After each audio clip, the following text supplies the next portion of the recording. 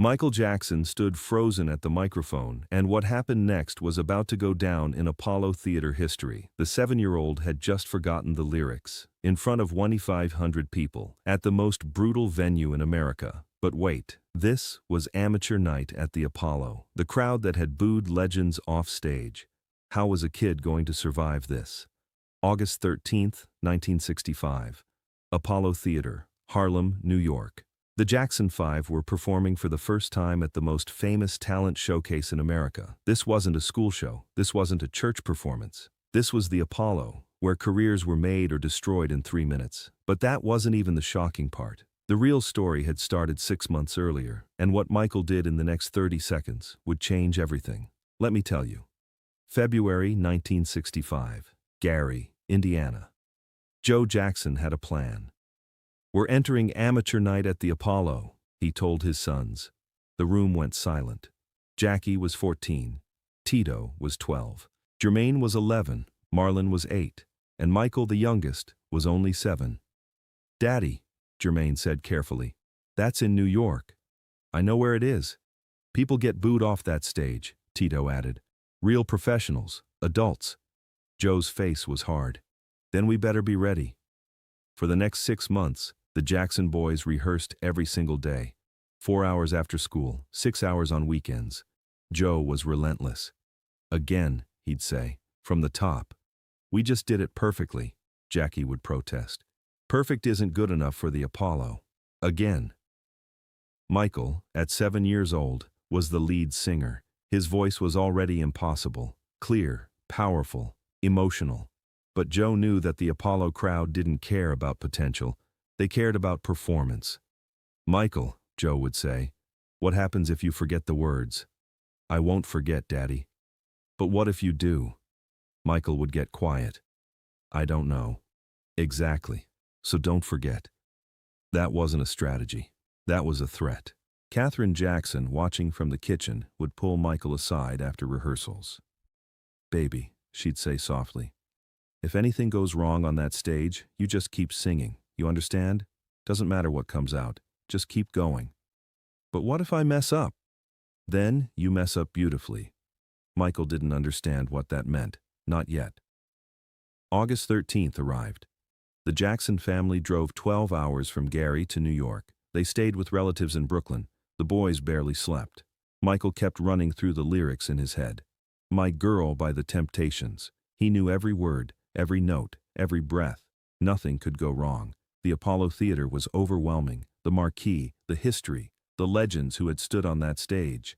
Ella Fitzgerald, James Brown, Billie Holiday, and now the Jackson 5. 5 kids from Gary, Indiana. Backstage, the stage manager, a man named Willie Tyler, looked at the boys with skepticism. "You boys know what you're getting into?" Willie asked. "Yes, sir," Jackie said, trying to sound confident. "This crowd doesn't give charity. You're good, they'll love you. You're not, they'll let you know." "We're ready," Joe said firmly. Willie looked at 7-year-old Michael. "How old is he?" 7. "He's lead vocals?"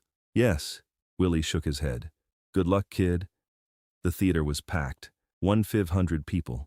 Amateur night at the Apollo was an event. The crowd was loud, energetic, and brutally honest. Previous acts had already performed. A jazz singer, a comedy duo, a dance group. The crowd had been mixed, some applause, some boos. One act had been literally pulled off stage by a man with a large hook. The Sandman, they called him. If the crowd turned on you, the Sandman dragged you away. "Next up," the announcer's voice boomed, "from Gary, Indiana, give it up for the Jackson 5. The boys walked onto the stage. The crowd's reaction was immediate. "Look how little that one is. That baby's singing lead? This should be interesting." Joe Jackson stood in the wings, his jaw tight. Katherine had her hands clasped, praying. The music started. The upbeat intro to "My Girl." Jackie, Tito, Jermaine, and Marlon did their choreography. Tight, professional. Then Michael's cue came. He grabbed the microphone. "I've got sunshine on a cloudy day." His voice filled the theater. Clear. Perfect. Beautiful. The crowd got quieter. This kid could actually sing. "When it's cold outside, I've got the month of May." The first verse was flawless. The crowd started nodding. A few people smiled. I guess you'd say, what can make me feel this way? The chorus hit. Michael's voice soared. His brothers harmonized behind him. The choreography was sharp. My girl, my girl, my girl, talking about my girl. The crowd erupted in applause, mid-song. That didn't happen often at the Apollo. Michael was flying. He could feel it. This was going perfectly. And then it happened. Second verse. Michael opened his mouth to sing. Nothing came out. His mind went completely blank. The words. He couldn't remember the words. The music kept playing. His brothers kept dancing. Yachted 500 people stared at him, waiting. 7 years old. On the Apollo stage.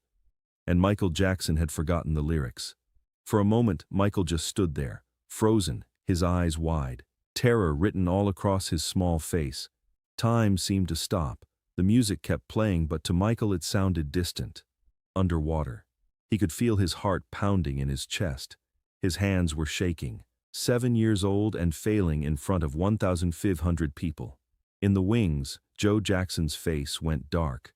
His fists clenched. Catherine gasped, her hand covering her mouth. In the audience, people started to murmur. He forgot the words. Oh no. Here we go. That poor baby. Some people started to boo. Just a few at first. But at the Apollo, boos spread like wildfire. The sound grew louder, harsher. Michael's brothers kept dancing, trying to cover for him, but they couldn't hide it. Their baby brother was drowning on stage. Willie Tyler, the stage manager, reached for the curtain rope. He was about to cut it short. End the embarrassment. But then something incredible happened. Michael's survival instinct kicked in. Michael's brain, in a moment of pure panic, did something it had never been taught to do. He started improvising. He couldn't remember the words, so he started scat singing, random syllables that matched the melody. Shoo-be-doo-bop, yeah, yeah, yeah. It didn't make sense, but it had rhythm, it had soul, it had feeling. The booing started to quiet. People were confused. What was this kid doing? And then Michael did something even more brilliant. He started dancing, hard, spinning, sliding, hitting moves that his brothers hadn't even seen before. Moves he'd seen James Brown do on TV. Moves that just came from somewhere deep inside him. He was covering the mistake with pure energy, with everything he had. The sweat was flying off him, his little legs moving like pistons, his arms cutting through the air with precision.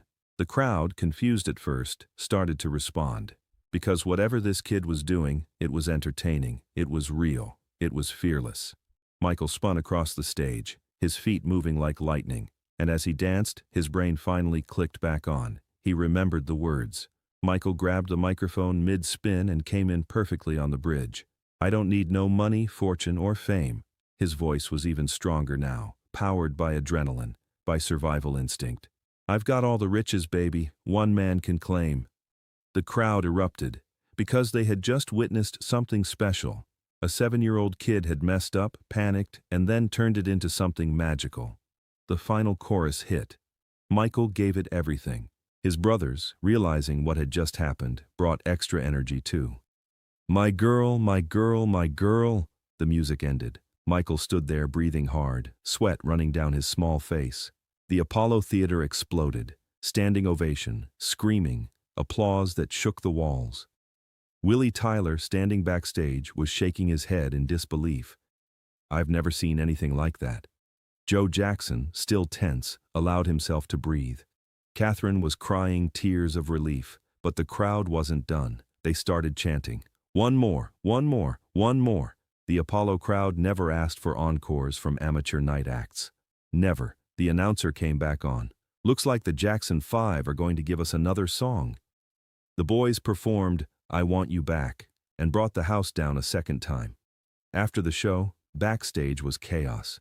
People wanted to meet the Jackson boys, especially the little one who had turned a mistake into a moment. Son, Willie Tyler said, kneeling down to Michael's level.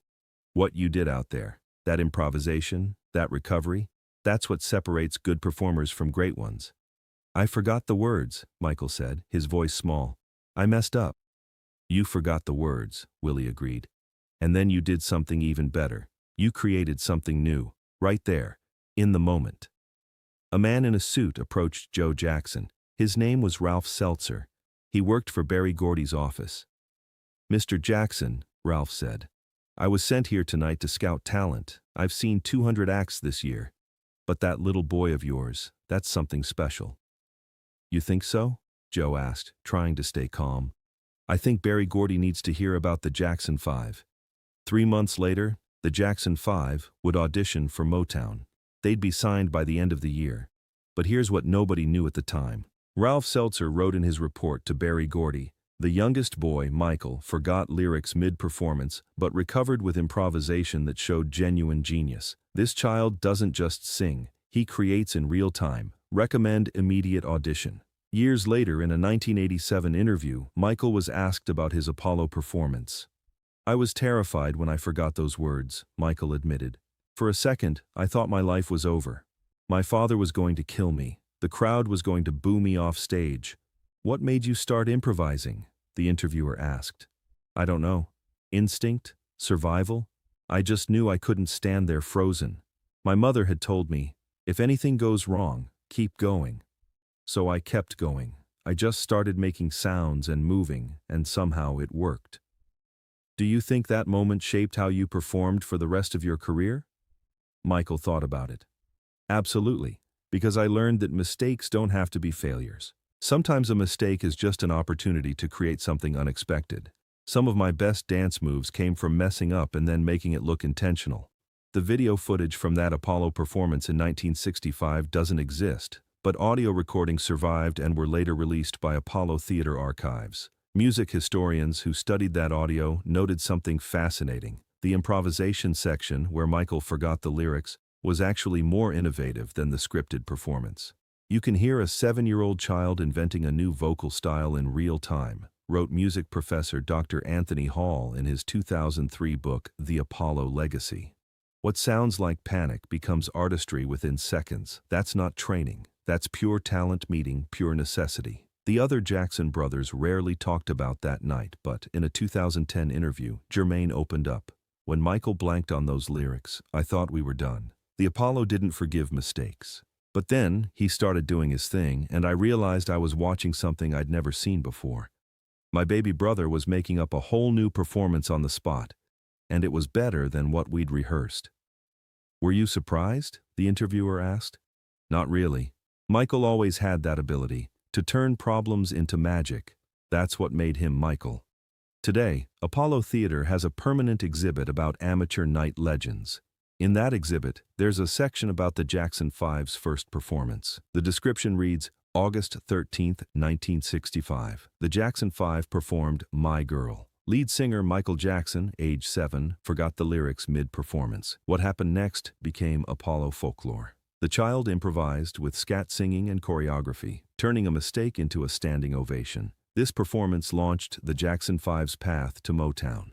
There's also a quote from Willie Tyler, the stage manager who almost cut their performance short. "In 40 years at the Apollo, I saw thousands of acts. Many forgot lyrics. Most froze or ran off stage.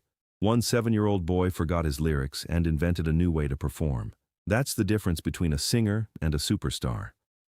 Michael Jackson's moment of forgetting lyrics at age 7 teaches us something profound. Perfection isn't what makes legends. Recovery is. How you handle the moment when everything goes wrong. That's what people remember. He could have frozen. He could have cried. He could have run off stage. Instead, he created. He improvised. He turned fear into art. And 1,500 people at the Apollo Theater became the first audience to witness what would become Michael Jackson's defining characteristic: the ability to transform any moment, planned or unplanned, into pure magic. That night, a 7-year-old boy learned the most important lesson of his career. Don't fear mistakes, use them. And the world of music would never be the same. If this incredible story of turning failure into triumph moved you, make sure to subscribe and hit that thumbs up button. Share this video with someone who needs to remember that mistakes can become masterpieces. Have you ever recovered from a moment when everything went wrong? Tell us in the comments. And don't forget to turn on notifications for more amazing true stories about the moments that made legends.